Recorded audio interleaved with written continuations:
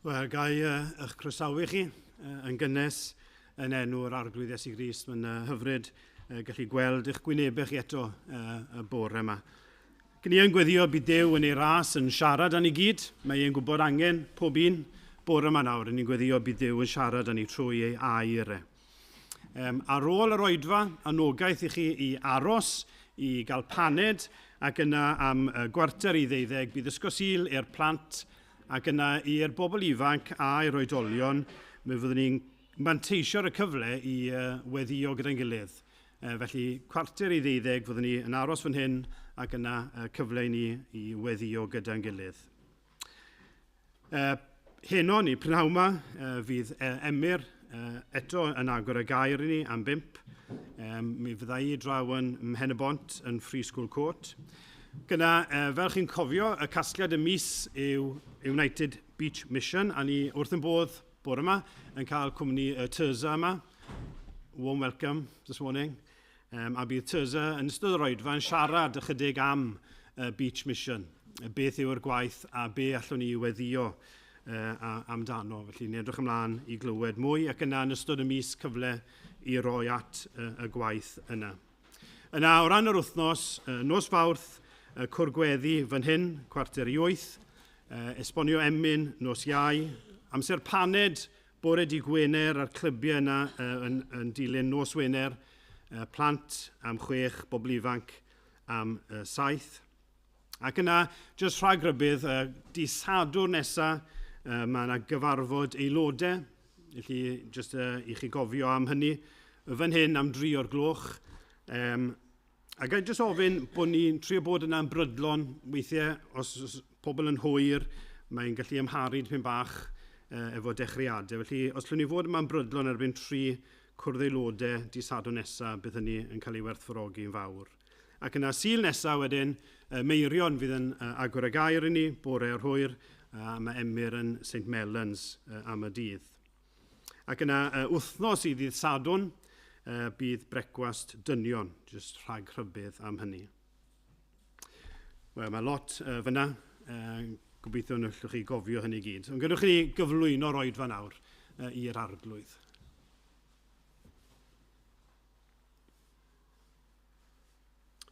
O Dduw Tad, ni yn diolch i ti am y cyfle ni'n cael eto i ddod gyda'n gilydd, i ddod i daddoli di. Gwarglwydd wrthyn ni ganu, ni'n gweddio byddwn ni'n canu yn ystyrlon, yn ystyried y geiriau, ond bydd na rhyw frwdfrydedd i ganu mawl i ti, y Duw sydd yn heiddi ei glodfori yn dad, mab ac ysbryd glân. O arglwydd, a wneud i ymweld â ni, os gwelid i fod yn dda, a wneud i drigarhau wrtho ni, a wneud i'n bywhau ni, ac y bydd Crist yn cael y lle yma e'n ei heiddi. Arglwydd bwrw ymaith nawr unrhyw flinder, bwrw ymaith unrhyw beth falle bydd ar ein meddyliau ni yn tynnu'n sylw ni, oddi ar dy air di, oddi wrtho ti dy hun. Helpa ni ganolbwyntio, cyn ni'n gweddio bydd yr oedfa yma ar ei hyd yn glod i Iesu Grist, ac y byddwn ni'n mynd o yma yn gallu dweud mae da oedd bod yma, am dy fod ti wedi siarad â ni fel unigolion ac fel eglwys. Bydd gyda'r rhai sydd yn gwrando ar y we, ni'n gweddio, bydden nhw'n ymwybodol o dy fendydd di hefyd. Clyw ein gweddi, trigarha wrtho ni o arglwydd, ac ni'n gweddio'r cyfan yn heiddiannau digonol ein gwaredwr annwyl Iesu Grist. Amen. Diolch Gwydion. Ni barhau i addoli trwy ganu rhif 240 o gariad anfeidrol ei faint, bod llwch mor anheilwng yn cael y fath fraint. Mae lot o breintiau gan y Cristion. Mae'r emyn yma'n sôn am cael heddwch cydwybod. A ni'n mynd i feddwl lot am hynny bore yma, cael heddwch cydwybod. Sut mae cael cydwybod clir? Wel, cydwybod wedi ei chlirio trwy'r gwaed yr arglwydd Iesu, a chorff y farwolaeth sef pechod dan draed. Ac ymlaen, nhw'n ni sefyll i ganu dyn gilydd.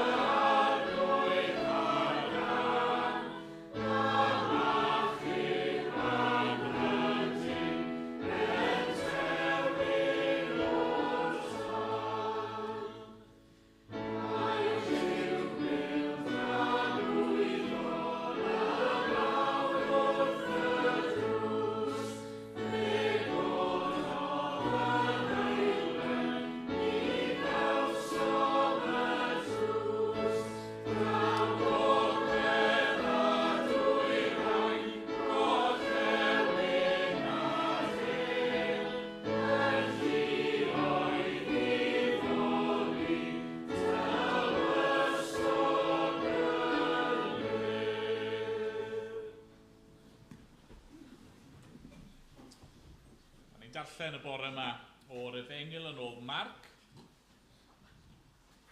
Ni am henod 6. A ni'n mynd i edrych ar adnodau 14 i 29. Nawr, os chi wedi bod gyda ni wrth i ni fynd trwy Efengyl Marc, un o'r themau ni wedi gweld o'r cychwyn yw mae Iesu'n cael ei gyflwyno i ni fel brenin. Right? Mae'r deyrnas wedi dod, mae'r brenin wedi cyrraedd. Ac yn yr adran yma nawr, mae'r sôn yn dechrau mynd allan am Iesu, mae'n dechrau dod yn fwy ac yn fwy enwog, a ni'n clywed yn yr adran yma am frenin arall. Brenin o'r enw Herod, wel rhyw fath o frenin, o'r enw Herod Antipas. Okay? Nawr yn y Testament Newydd, ni'n clywed am sawl Herod, right? Dyma mab yr Herod sydd yn stori'r Nadolig. Okay? Herod fawr o fe, dyma Herod Antipas, ac yn anffodus, like father, like son, dyw'r un yma ddim llawer gwell na'i dad. Beth fydd ymateb y brenin yma i'r brenin Iesu? Na'r cwestiwn yn dyfa. Mae Ioan Fedyddiwr yn gwneud yn glir beth ddylsyn ymateb ni fod. Mae'n rhaid iddo ef gynyddu ac i mynd a'i leihau. Dyna oedd Ioan Fedyddiwr yn dweud, yn dyfa. Rhaid i Iesu gynyddu ac i mynd a'i leihau. Be mae Herod yn mynd i wneud? Wel, gawn ni weld. Marc 6 ac adnod 14 ymlaen i 29. Clywodd y brenin Herod am hyn, oherwydd yr oedd enw Iesu wedi dod yn hysbys. Roedd pobl yn dweud, Ioan Fedyddiwr sydd wedi ei godi oddi wrth y meirw, a dyna pam mae'r gweithredoedd nerthol ar waith yn ddwyf. Roedd eraill yn dweud, Elias ydyw, ac eraill wedyn, proffwyd yw fel un o'r proffwydi gynt. Ond pan glywodd Herod, dwedodd Ioan, yr un y torais i ei ben sydd wedi ei gyfodi. Oherwydd roedd Herod wedi anfon a dal Ioan a'i roi yn rhwym yng ngharchar. O achos Herodias, graig Philip ei frawd, am ei fod wedi ei phriodi. Roedd Ioan wedi dweud wrth Herod, nid yw'n gyfreithlon i ti gael graig dy frawd. Ac roedd Herodias yn dal dig wrtho ac yn dymuno ei ladd. Ond ni allai, oherwydd roedd ar Herod ofn Ioan. Am ei fod yn gwybod mae gŵr cyfiawn a sanctaidd ydoedd. Roedd yn ei gadw dan warchodaeth. A byddai'n gwrando arno'n llawen ei fod ar ôl gwrando mewn penbleth fawr. Daeth cyfle un diwrnod pan wnaeth Herod wledd ar ei ben-blwydd i'w bendifigion a'i gadfridogion a gwir blaenllaw Galilea.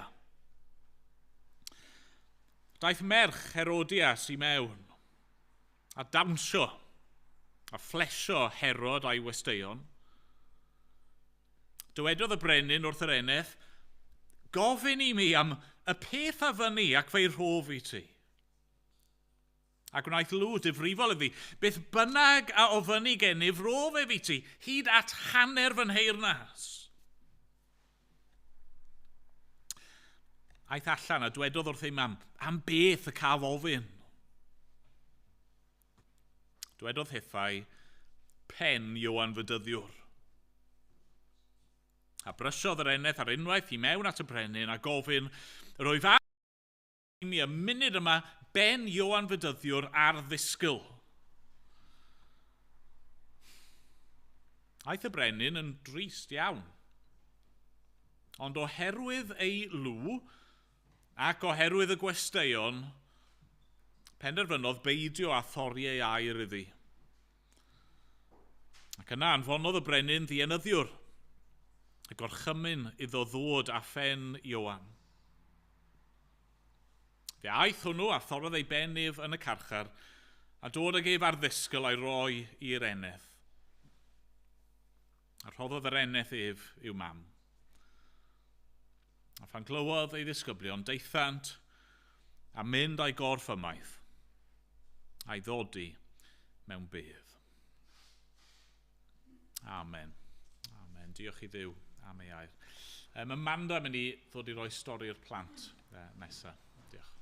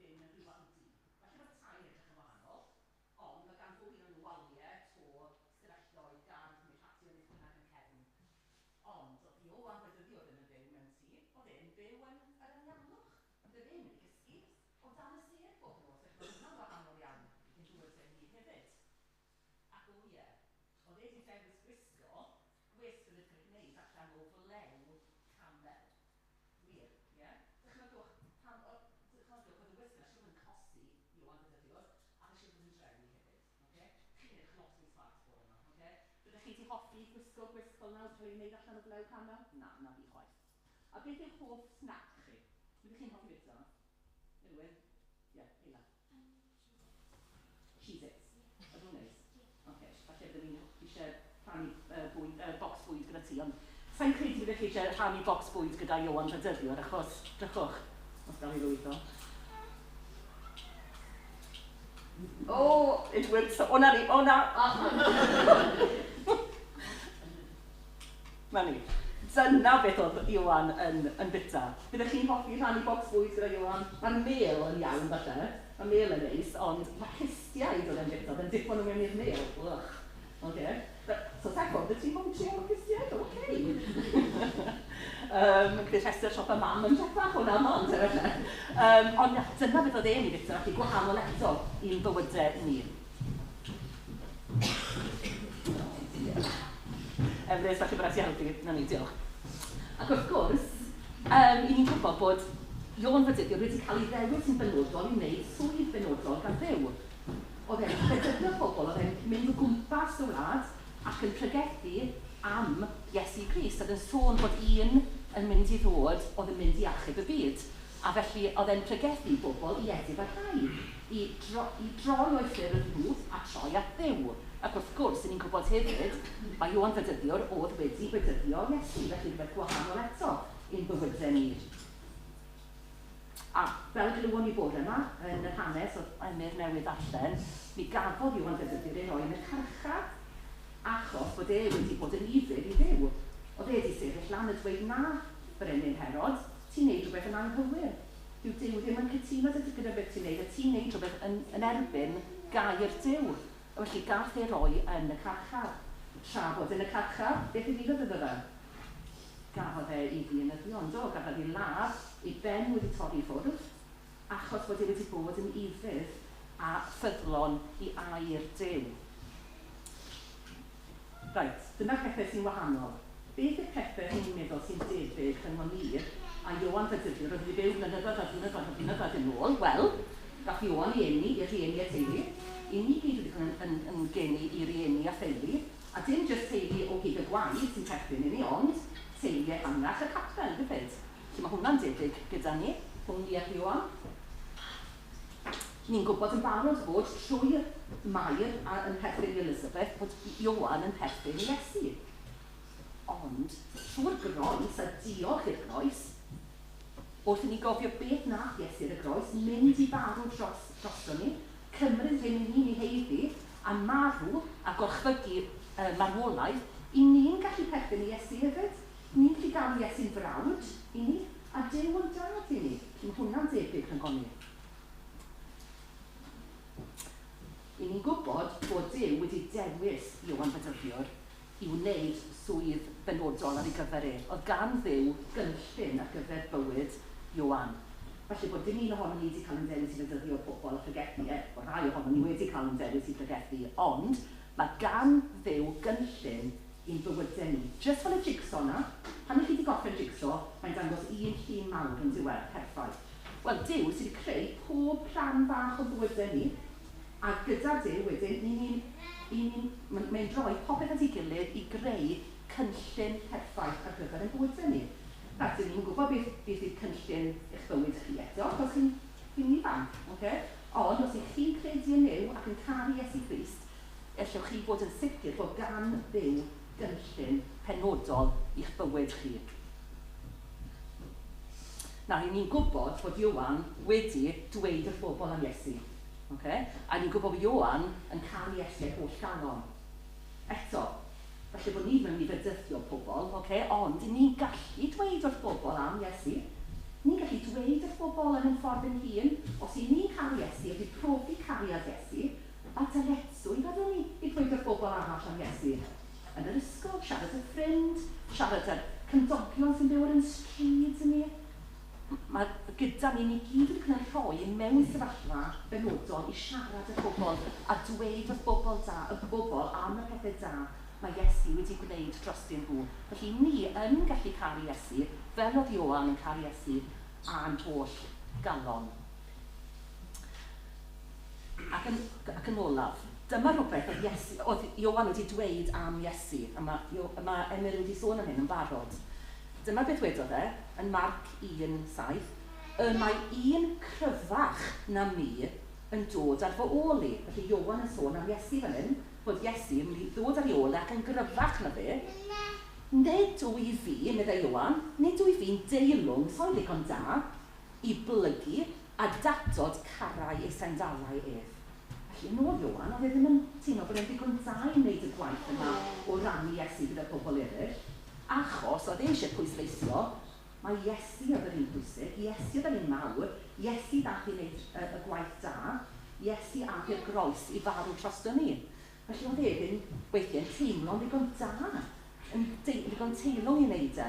Weithiau, ni chi teimlo'r un fath. Ni chi teimlo, fi'n rhy swil, fi'n rhy fach, fi'n rhy ifanc, fi'n rhy brysur. Y holl bethau hyn, fi'n rhy wan. Sa'n digon da, fi'n nod i wneud y gwaith penodol yma o rannu Iesu gyda pobl arall. Beth yna ni'n wneud? Edrych ar y groes, cofio'r groes, cofio beth mae Iesu wedi wneud dros ni ar y groes yn y lle gyntaf. A wedyn, gofyn i Iesu am help, gofyn i Dduw, gyda'r nerth Dduw a nerth yr ysbryd glân yn gweithio yn calonnau ni, mi allwn ni wneud y gwaith yma. Mi allwn ni fod yn gryfach a gwneud y gwaith da o rannu Iesu gyda fi eraill. Rhaid, mae'n wedi o'n cyflym nawr a wedyn yn ôl i eistedd. O ddim yn tân, diolch i ti am fod wedi o'n ddefnyddio. Diolch i ti bod Iwan wedi bod yn fodlon ac yn hapus ac yn barod iawn i wneud y waith ac i rannu yn wyddion da am Iesu gyda fi eraill. Helpa ni i fod yn debyg i Iwan, helpa ni hefyd i fod yn barod i rannu'r newyddion da am Iesu gyda fi eraill. Amen. Amen. O'n i'n mynd i ganu eto rhif 115 yng Nghrymawd 2. Pirang halon ni. Gad i'n fod fel air ac arian gwerthfawr. Ar ail bennill, pirang halon ni golcham hechod cas a gwna fi'n sanctaidd. Pira yng nghalon ni, pira fi'n ddofn trwy dy ras. Ac ymlaen, o'n i sefyll i ganu.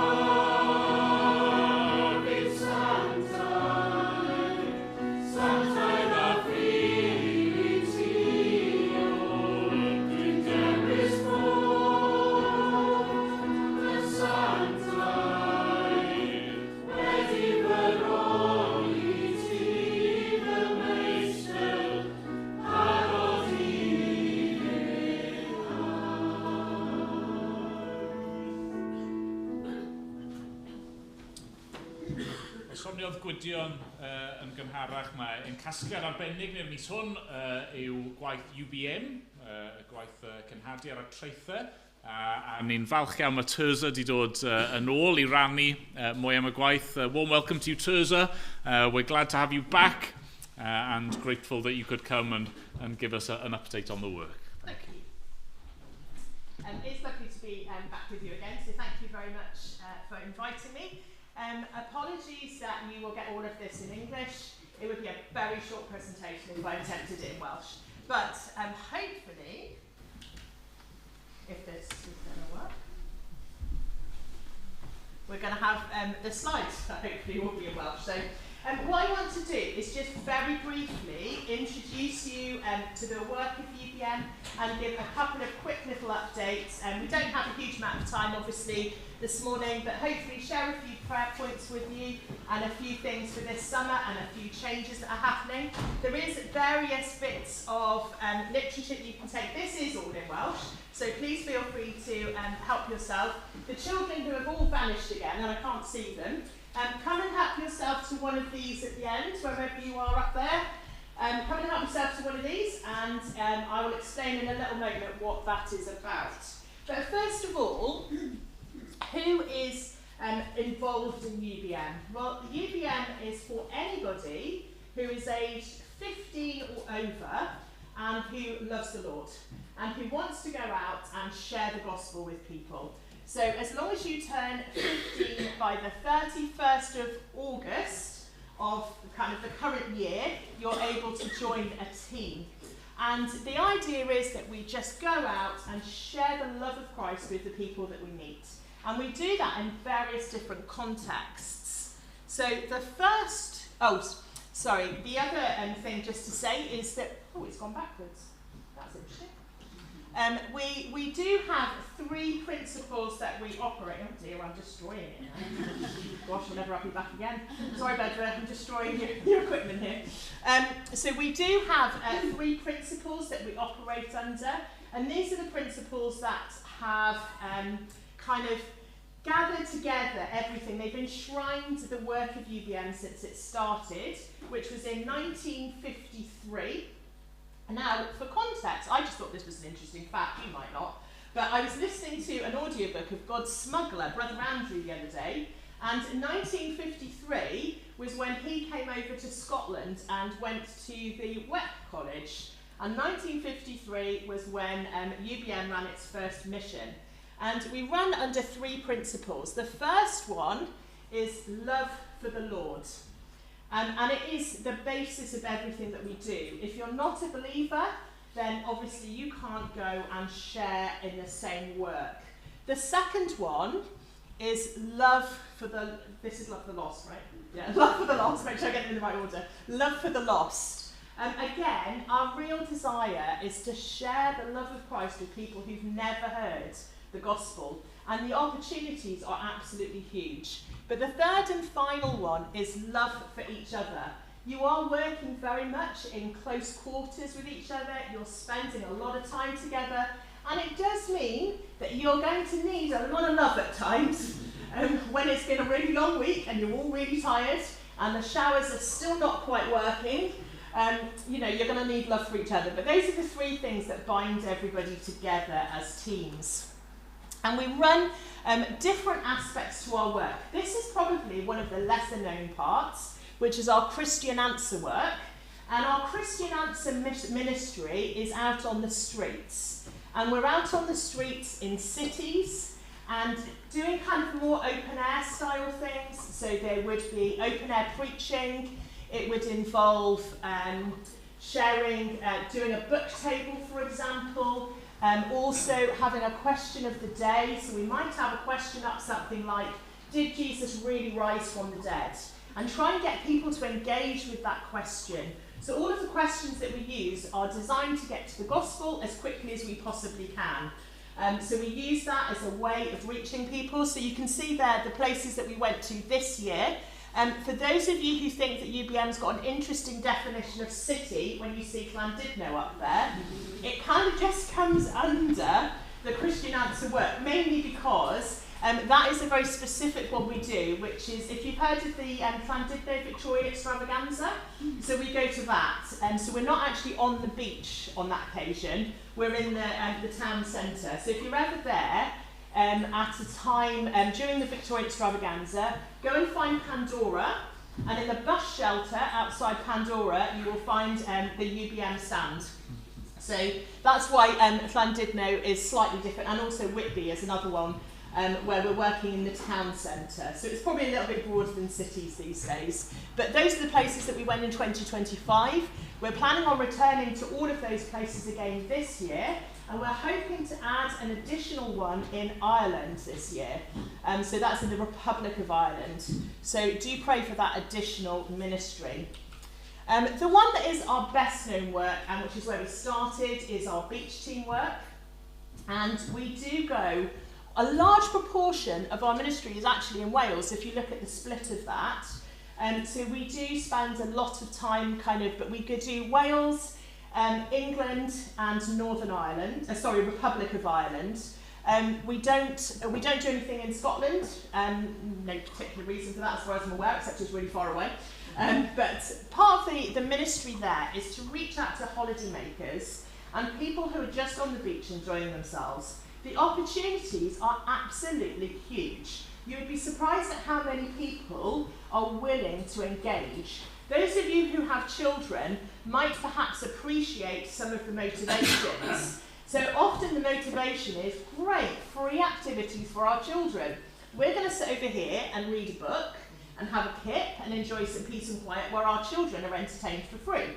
And that is often the motivation that people come. But through that they hear the gospel. In the evenings we run family outreach programmes, so we will do something like maybe a smuggler's trail, or for those of you who do camps, like an officer hunt basically, or we might do it's a family knockout, an Olympic theme. But with those, the aim is people come as families, they do a kind of family team activity, and at the end of that we have an epilogue. Everything is very clearly stated that we're Christians. So it's very obvious that on all our publicity it will say, followed by a short Christian talk.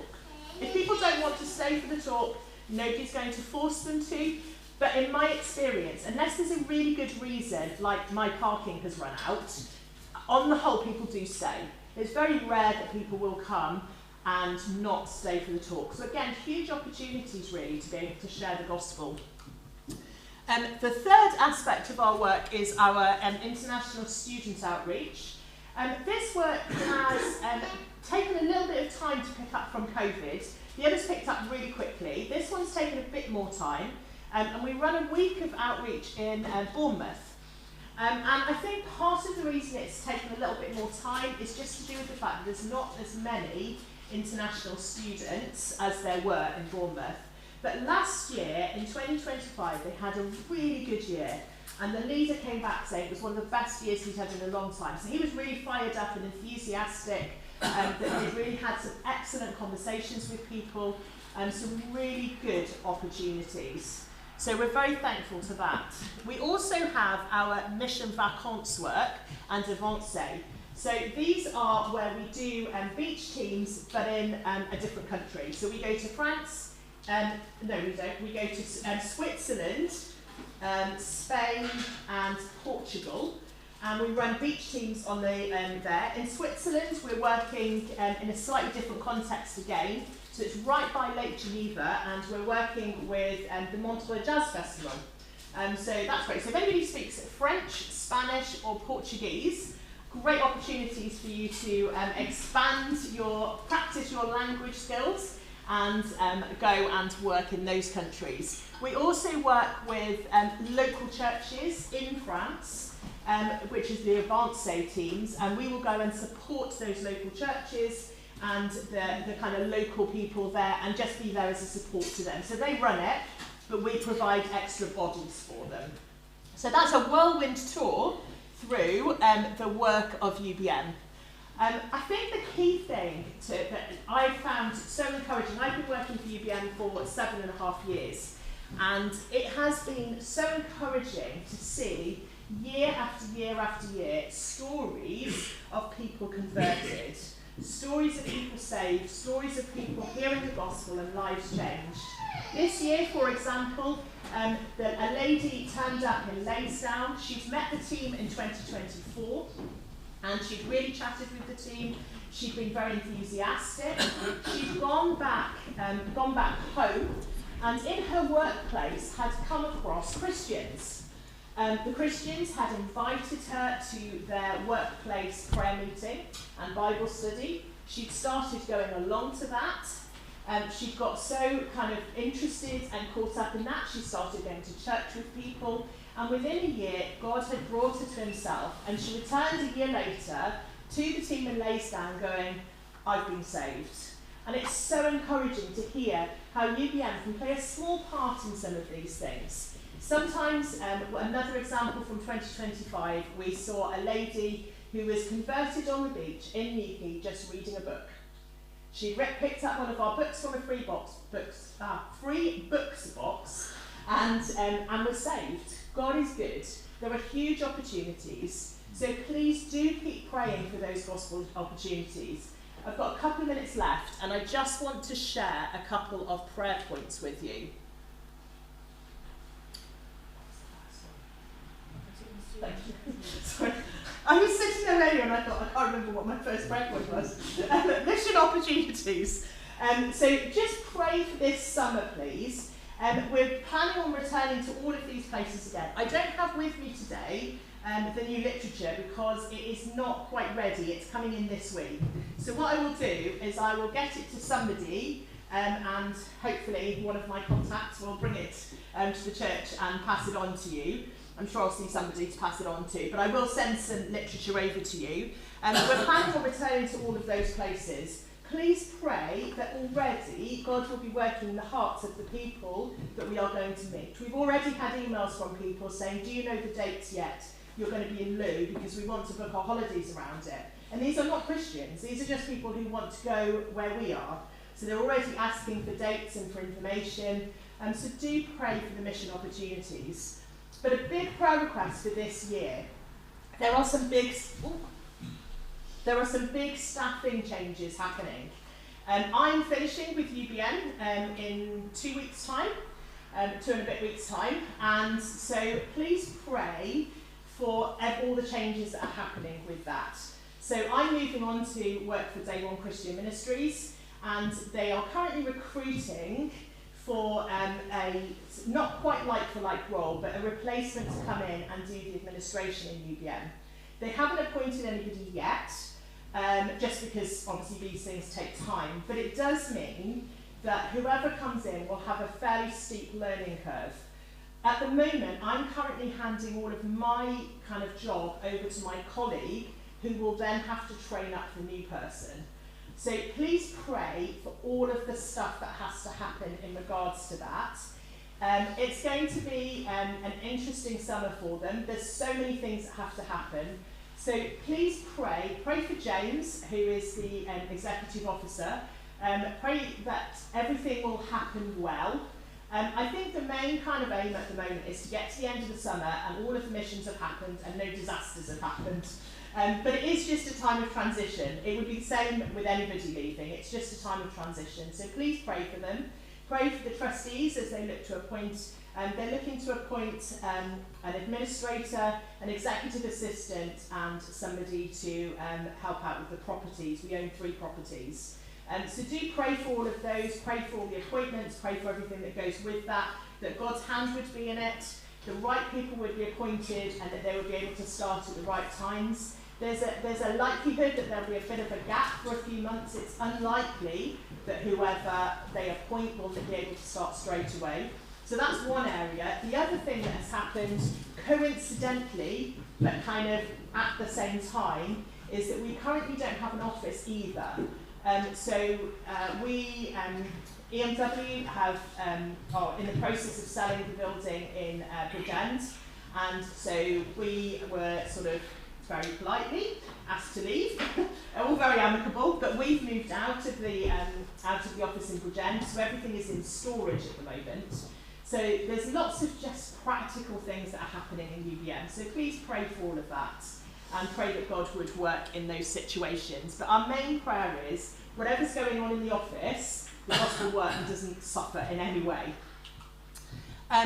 If you would like any more information, there's various ways that you can kind of get that information. You can chat to us, follow us on PrayerMate, pick up literature, join a team.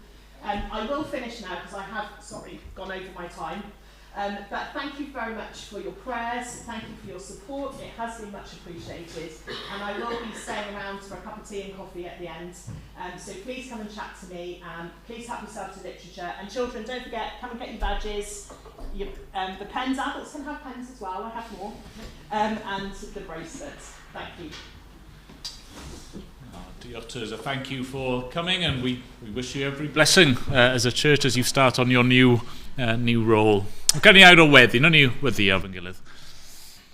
Arglwydd, i ni diolch i ti am y fraint sydd gennym ni o rannu yr efengil gydag eraill. Arglwydd, ni wedi clywed a di meddwl ychydig bach am Iowan Fydyddiwr bore yma'n barod a yn diolch amdano fe. Fel un oedd yn paratoi'r ffordd ar gyfer y Meseia Iesu. A'n diolch am ei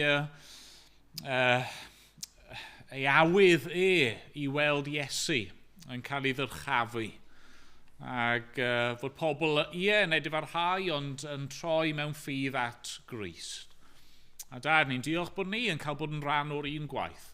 Arglwydd, ni eisiau pwyntio pobl at yr un cryf, at yr un sy'n abl iachub, at yr arglwydd Iesu Grist. Dad, ni'n diolch am gyfleuon i wneud hynny fel eglwys, fel unigolion. Diolch hefyd bod ni'n gallu cefnogi gwaith fel gweithgarwch UBM ac mudiadau fel hyn. Dad, ni yn gweddio drostyn nhw nawr, y bydde di yn arwain ac yn gwarchod y gwaith dros y misoedd nesaf, lle mae yna lot o newidiadau. Ni'n gweddio wneud i ddarparu'r bobl cywir ar gyfer pob swydd a pob rôl a pob tîm ac arglwydd yn fwy na dim. Ni'n gweddio bydd pobl ein gwlad ni a arglwydd gwledydd eraill yn cael dod i glywed am yr arglwydd Iesu. Dad, helpa ni nawr. Yn y munudau nesaf wrth i ni droi at y air di, wrth i ni geisio clywed yr hyn sydd gen ti i'w ddweud wrtho ni. Arglwydd rod ysbryd glân di ni, a nertha ni. Am bod ni'n gofyn yn enw yr arglwydd Iesu Grist. Amen. Amen. Ni'n mynd i ganu o'r atodiad rhif 24.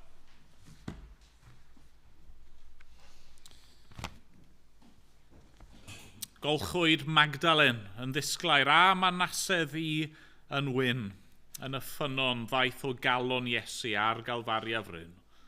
Pwy a wyr na olchi'r fynnau, pwy a wyr na byddaf byw. Ffynon weidlyd pen Calfaria llawn o rinwedd dwyfol yw. Na ni sefyll i ganu.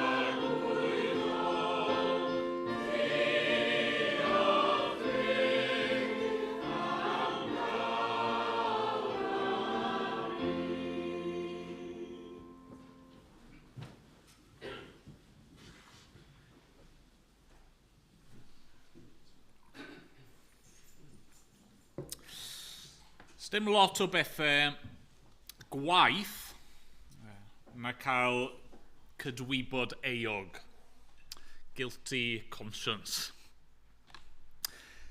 Os ni'n onest, mae pob un ohono ni yma i ryw radd yn ei gilydd yn gwybod am be fi'n sôn. Yndi ni. Cydwybod eog, y teimlad a fi yna. Pan ych chi wedi gwneud rhywbeth, neu wedi dweud rhywbeth, neu falle ddim wedi gwneud rhywbeth dylsech chi bod wedi gwneud. Hyd yn oed os neb arall yn gwybod. Chi ddim wedi cael eich dal, chi ddim wedi cael eich ffeindio mas, ond chi'n gwybod ac mae fel petai rhywbeth tu fewn i chi yn dydi. Rhywbeth sy'n bita chi. O'r tu fewn. Yn gadael chi'n teimlo'n sic. Weithiau'n gwneud chi'n llythrenol yn sal. Yn teimlo'n frwnt, yn teimlo bod dim gorffwys, dim gobaith, dim atebion. Mae'n deimlad ofnadwy. Ond y gwir yw, mae Duw di roi cydwybod i ni am reswm. Dyw'n cydwybod ni ddim yn berffaith, ni ddim wastad yn cael yn iawn, ond mae'n pwyntio ni at rhywbeth, yn dydy? Mae'n pwyntio ni at y ffaith fod yna rai pethau sydd yn dda a mae yna bethau sydd yn ddrwg. Mae yna bethau sydd yn gywir a pethau sydd yn anghywir. Mae yna bethau dylsyn ni gwneud a pethau dylsyn ni ddim ei gwneud. A pan mae'n cydwybod ni, mor amherffaith yw pan mae'n cydwybod ni yn ein cyhyddo ni, mae'n pwyntio ni at y ffaith bod yna rhywbeth ei angen, yn dydy? Be ni angen yw maddeuant. Os ni'n teimlo'n frwnt, mae hwnna'n dangos i ni, wel, ti angen cael dy olchi. Ac yn y munudau hynny, pan mae'n cydwybod ni yn pigo, y peth gweitha gallwn ni wneud yw mynd yn erbyn ein cydwybod ni. Caledu ein calon. Serio, siro y cydwybod fel bod e ddim yn teimlo cymaint mwyach. Os chi'n gwneud hynny, chi mewn tir peryglus, dim dal lle chi'n mynd i bennu lan. Mae'n enghraifft o hynny gyda ni fan hyn, wrth i ni glywed am Herod yma'n Marc pennod 6. Dyma chi rhywun sydd yn amlwg a chydwybod eog. Right? Oedd fe lot o broblemau eraill, ond dyma un problem oedd ganddo fe, cydwybod eog. Right? Mae'n clywed y sion yma'r storis yma am Iesu, a mae'n clywed y syniadau gwahanol oedd gan bobl. Pwy yw Iesu? Sut mae'n gallu gwneud y pethau rhyfeddol yma? Ac mae Herod yn sicr yn dydy, adnod 16, na, Ioan yw e. Yr un y torais i ei ben sydd wedi ei gyfodi. Mae dyn ni rhywbeth fan hyn, bron o bod allan o rhyw horror film yn does. Ioan sydd yma wedi dod, he's come back to get me.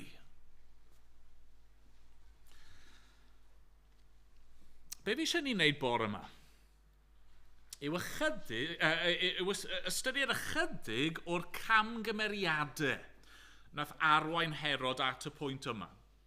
Nawr wrth gwrs, snapshot yw hyn, jyst rhan o'i fywydau, a mae yna llawer fwy gallwn ni ddweud amdano fe. Ond be ni'n mynd i weld, hyd yn oed efo'r ychydig yma, yw mor dwyllodrus mae'n calonau ni'n gallu bod. A mor llithrig yw llwybr pechod, a mor rwydd yw i fynd yn bellach ac yn bellach lawr y llwybr yna sy'n arwain yn y pen draw i ddistryw. A be fi'n gobeithio byddwn ni'n gallu dysgu o gamgymeriadau Herod. Ac y byddwn ni yn wahanol i Herod yn ceisio yr unig un sy'n gallu clirio ein cydwybod ni. Felly 2 brif bwynt y bore yma. Pwynt cyntaf yw camgymeriadau mawr Herod, ond yna'n ail camgymeriad mwyaf Herod. Ni'n mynd i ddechrau efo'r camgymeriadau mawr. Mae lot ohono fi di restru 5 o leia. Maen nhw'n bwyntiau byr, peidiwch poeni. Ond fi'n siŵr gallwch chi sôn am fwy na hynny hefyd. Os rai o'r ein yn sôn yn gyfarwydd i chi? Camgymeriadau mawr Herod. Cynta, oedd Herod yn meddwl bod e'n gallu gwneud unrhyw beth oedd moyn. Ond oedd Herod yn rhyw fath o frenin, rhyw fath o power share oedd hi mewn gwirionedd, ond oedd efo'r teitl yna brenin. Ac oedd ei di arfer felly cael yr hyn oedd eisiau. Cymryd yr hyn oedd eisiau. A felly, pan nath Herod cymryd ffansi at graig ei frawd, oedd y briodas yna ddim yn un cyfreithlon mewn ffordd, be mae fe'n gwneud? Wel, mae Herod yn ysgaru ei wraig ac yn ei chymryd hi. Sdim ots beth oedd cyfraith Duw yn ei ddweud? Dyna fi moyn. Dyna sy'n teimlo'n dda. Dyna sy'n plesio fi. Ac oedd Herod yn meddwl, wel, allai wneud beth bynnag fi moyn. Ac wrth gwrs, dyna yw greiddyn pob pechod yn dyfa. Ni'n gweld yr un peth nôl yng Ngardd Eden, pan mae Efa yn cael ei themtio, mae'n edrych ar y goeden yna, ond nhw ddim fod i fwyta o'i ffrwyth. Mae'n edrych yn dda, mae'n edrych yn flasus, fi eisiau fe, a felly mae'n cymryd e. Wrth gwrs, i ni gyd yn gwneud yr un peth yn dyn ni. Falle bod dim dynnu'r teitl brenin, dim coron llythrenol gyda ni, ond yn gyffredinol, dyna'n agwedd ni yn dyfa, beth i fi moyn? Beth sy'n neud i fi deimlo'n dda? Dyna fi'n mynd i fynd ar ei ôl.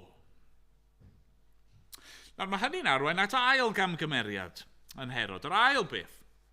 Mae'n meddwl fod barn pobl eraill yn bwysicach na barn Duw. Mae'n amlwg yn dydy fod Ioan fedyddiwr wedi bod yn condemnio Herod. Ni ddim yn gwybod sut na pryd nath hyn ddigwydd, ond mae'r sôn yn dod i'r palas at Herod ac Herodias, mae Ioan fedyddiwr yn gweud bod chi'n wrong. Mae Ioan fedyddiwr yn gweud bod chi wedi gwneud rhywbeth anghywir, bod angen i chi edifarhau. Adnod 18, nid yw'n gyfreithlon i ti gael graig dy frawd. A dyw Herodias ddim yn hoffi hyn. Ydy hi, adnod 19, roedd Herodias yn dal dig wrtho ac yn dymuno ei laf. Mae eisiau lladd Ioan. Mae hi eisiau rhoi taw ar y gwirionedd. Dyw Herod ddim eisiau ei ladd achos mae'n ofni Ioan, ond fel rhyw fath o gyfaddawd, i gadw ei wraig yn hapus, mae'n taflu Ioan yn y carchar. Nawr eto, faint ohono ni sydd yn euog o'r un peth? Falle bod chi wedi bod yn byw eich bywyd, wneud beth bynnag chi moyn, a chi'n gwybod bod e ddim yn iawn. Mae gair Duw yn eich cywiro chi, yn rybuddio chi. Ond chi eisiau plesio eich graig, neu eich gŵr, neu chi eisiau plesio eich teulu, neu eich ffrindiau. Chi eisiau plesio eich cydweithwyr, neu eich cyflogwyr. A felly chi'n neud yr hyn mae'r byd yn dweud sydd orau. Chi'n neud yr hyn mae'r byd yn dweud sydd yn dda. Chi'n meddwl bod e'n fwy pwysig plesio dynion na plesio Duw. Beth arall mae Herod yn gwneud? Camgymeriad arall, rhif 3. Oedd Herod yn meddwl fod gwrando neu ufuddhau yn achlysurol yn ddigon.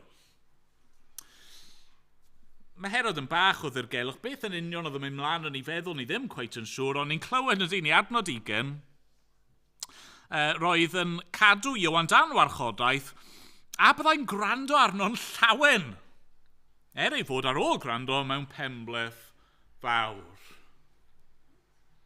Oedd Herod yn gwybod mae yna rhywbeth yn wahanol am Ioan. Mae yna rhywbeth special am Ioan. A felly pob nawr ac yn y man, bydde fe'n cael Ioan allan o'r gell, allan o'r carchar, yn cael ei ddod i bregethu iddo fe, i siarad iddo fe. A bydde fe'n gwrando, bydde fe'n joio, ac yna, bydde fe'n anfon Ioan nôl, a bydde fe jyst mewn rhyw benbleth, rhyw ddryswch. Naill ai ddim yn deall, neu ddim eisiau deall, yn sicr ddim yn newid. Ydyn ni'n gwneud y camgymeriad yna? Mae lot o bobl heddi yn. Lot o bobl sydd ddim yn dilyn yr arglwydd ac yn dewis peidio dilyn yr arglwydd. Ond bob nawr ac yn y man, na nhw fynd i'r capel, falle bob wythnos. A na nhw eistedd yna, a na nhw rando, a maen nhw'n hoffi yr emynau, a maen nhw'n hoffi'r bobl, a maen nhw'n hoffi'r paned ar y diwedd. A na fe wedyn gweddill yr wythnos. Neu na nhw ddod, adeg yn y dolyg, na nhw ddod i oed fel plygain, a na nhw lawenhau yn y pethau hynny. A maen nhw'n gadael, a maen nhw mewn rhyw benbleth. Maen nhw'n gwybod bod yna rhywbeth fyna, mae'r gwir fel petai yn tynnu nhw, ond mae'r byd yn tynnu nhw'r ffordd arall.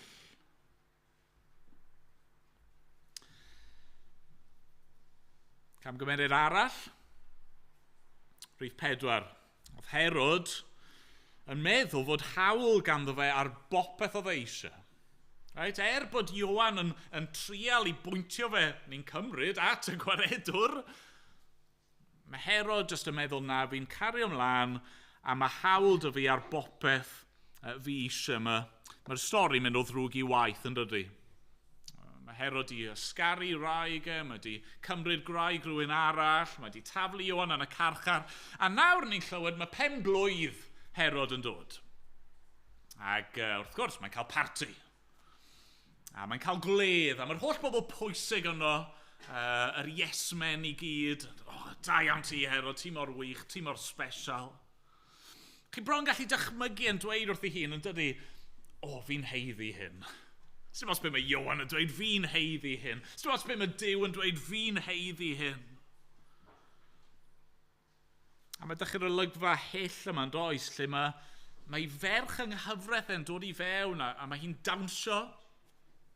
Yr awgrym yw dawns ddigon anweddus, yn plesio'r dynion yma sy'n siŵr o fod, di bod yn gor fwyta ac yn gor yfed.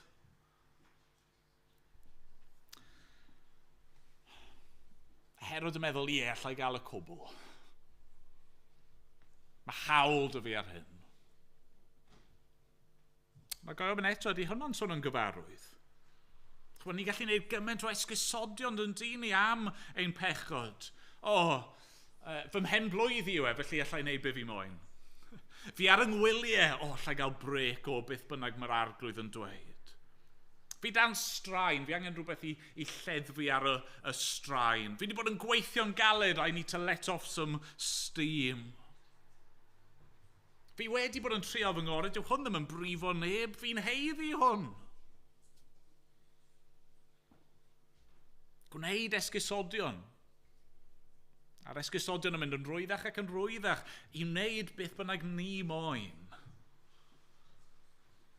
Ni'n gweld fan hyn yn dyn ni mor rwydd yw i dwyllo'n hunan a ni'n gweld mae'n calonau ni yn gallu bod mor dwyllodrus. A felly ni'n cyrraedd diwedd y stori yma ar ei chafbwynt wrth gwrs yw camgymeriad arall gan Herod. 5 camgymeriad mawr nath Herod fan hyn gallwch chi ddweud bod mwy. Mae e'n meddwl mae fe sydd efo'r gair ola yn dydy. Anyway, di dechrau fel brenin, ond chi bron yn meddwl bod e'n gorffen fel dew bach. Yng nghanol o ledd, siwr o fod wedi gor yfed, mae Herod yn gwneud llw yn dydi, yr addewid yma. A mae'n llw ffôl. Mae'n mor dwp. Mae'n dweud wrth y ferch yma, gofyn am unrhyw beth ti eisiau, hyd at hanner fy nheyrnas, gofyn am unrhyw beth na'i roi ei ti. Wel am beth twp i ddweud.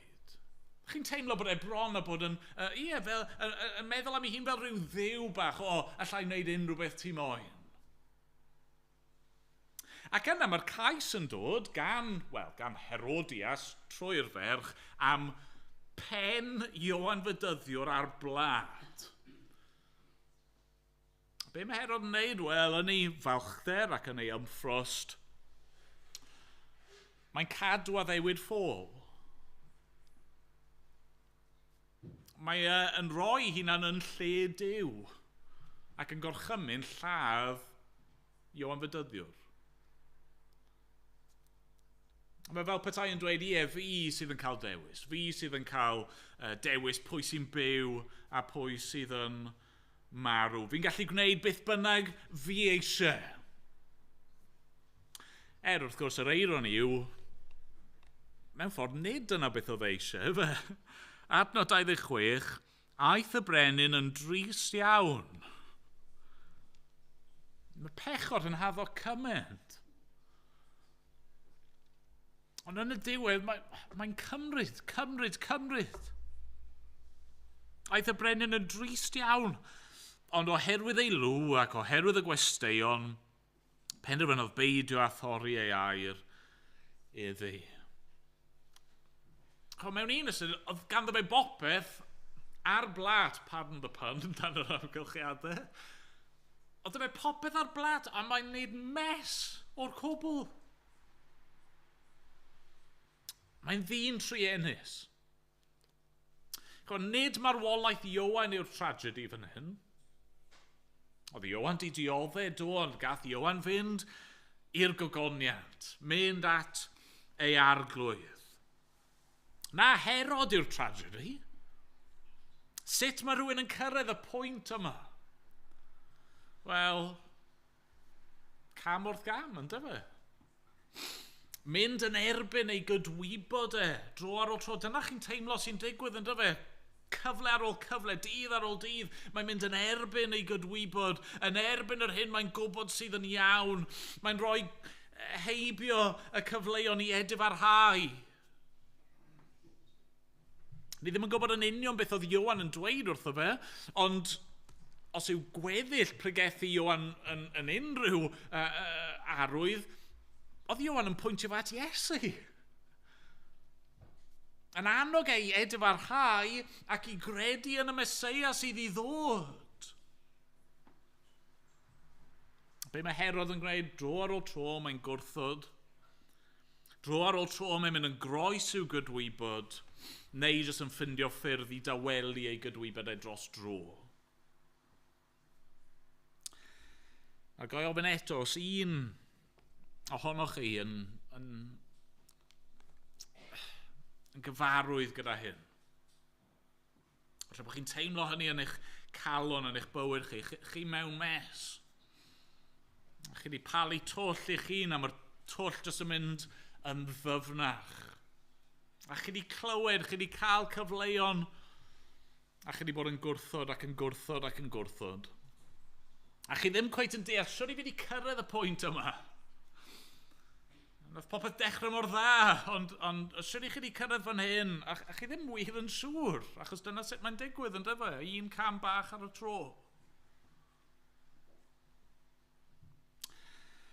Dyma camgymeriadau mawr Herod, a fi'n siŵr oedd ganddo fe camgymeriadau mawr eraill, ni ddim yn clywed amdano nhw fan hyn. A mae gen i ni yn camgymeriadau mawr ni hefyd, bob un ohono ni. Ond nid rhain oedd camgymeriad mwyaf Herod. Beth oedd camgymeriad mwyaf Herod? Wel, nath ei glywed am Iesu, a ddim mynd ato fe.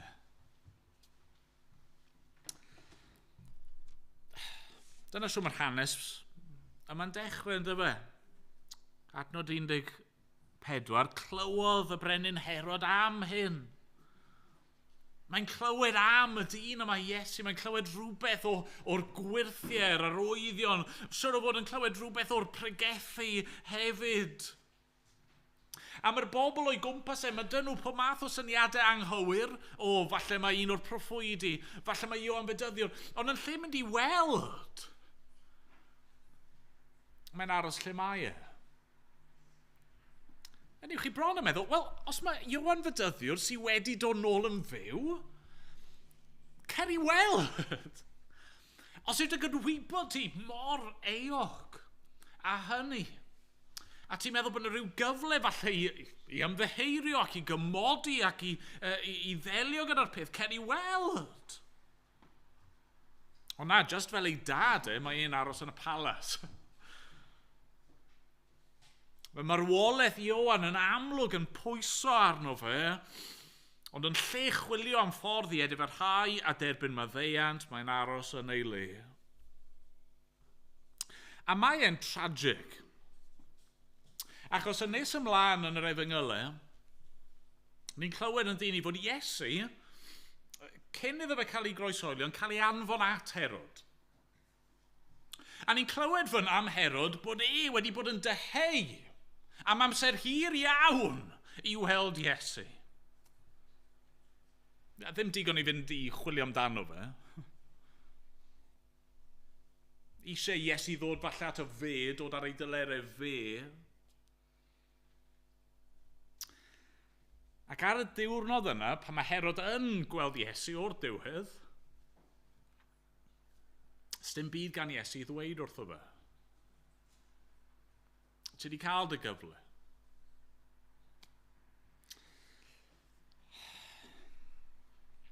Nawr falle bod ni bore yma wedi gwneud yr un math o gamgymeriadau Herod. Falle bod ni'n teimlo bod ni mewn rai ffyrdd wedi gwneud pethau gwaith na Herod. Falle wir. Peidiwch gwneud yr un camgymeriad mawr, mwyaf yma. Ewch at Iesu. Nawr. Wel, oedd Herod yn wrong. Nid Ioan oedd wedi atgyfodi. Ond mae yna un nawr sydd wedi atgyfodi. Yr arglwydd Iesu Grist. A mewn ffordd, mae Iesu yn bydd ddylsai ein dychryn ni. Achos mae'n golygu fod dynnu lle i boeni. Os oes cydwybod eog gyda ni o'r bore yma, mae'r ffaith bod Iesu wedi atgyfodi o'r bydd, dylsa hynny mewn un ystyr ein dychryn ni, achos mae'n golygu nid marwolaeth i'r diwedd. Pan i fi'n marw, bydd fy holl eogrwydd am problemau, am hechod ddim jyst yn stopio fyna, nid yna diwedd y stori, na, mae yna ddydd o farn. A'r un sy'n mynd i farnu yw'r un yma sydd wedi atgyfodi. Ac yn y dydd yna, mae'r holl bethau cudd yma, yr holl meddyliau cudd yma yn mynd i ddod i'r amlwg.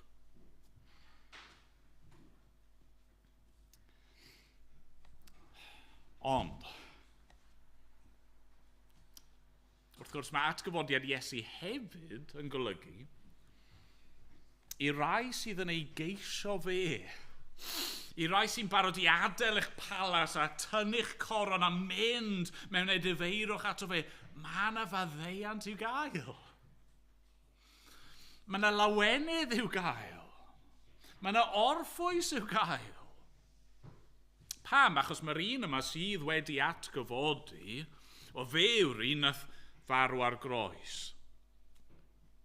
Pam bod e wedi marw ar groes? Wel, fel aberth.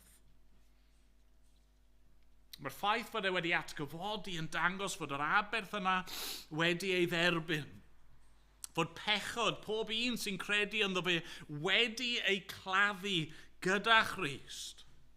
A fod e'n cydwybod eog ni yn gallu cael ei golchi. Yn lan yng ngwaed yr arglwydd Iesu Grist.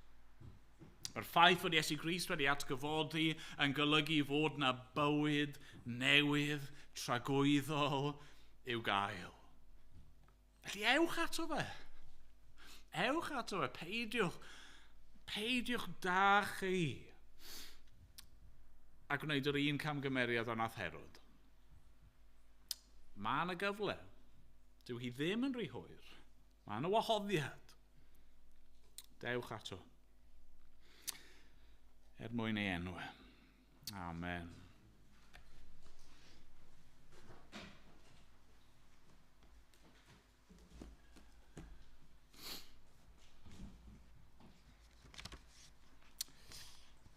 Wrth ni orffen bore yma, ni'n mynd i ganu salm efo'n gilydd. Ac ni'n mynd i neidio ymlaen i salm 51. Mae'n salm chydig yn hirach, ond mae werth i chanu hi ar ei hyd. Bydd rhaid o'ch chi'n gwybod, wrth gwrs, wel, y teitl sy'n cael ei roi fan hyn, Gweddio Edifeirwch. Salm gan Dafydd yw hon. Camgymeriadau mawr o mywyd Dafydd. Ac eto oedd yn gwybod lle oedd e'n gallu troi. Mae un lle oedd e'n gallu troi, sef at yr arglwydd, yr un sy'n gallu clirio ein cydwybod eog. Bydd drigarog wrthyf arglwydd yn ôl dy ffyddlondeb drud. Golch fi yn lan o'm holl eogrwydd a glanhaf fi o'm beiau i gyd. Os nag ych chi wedi mynd at yr arglwydd Iesu eto, gai annwch chi wrth i ni ganu trwy'r salm yma. Defnyddiwch y cyfle. Nw'n ni sefyll i ganu. Be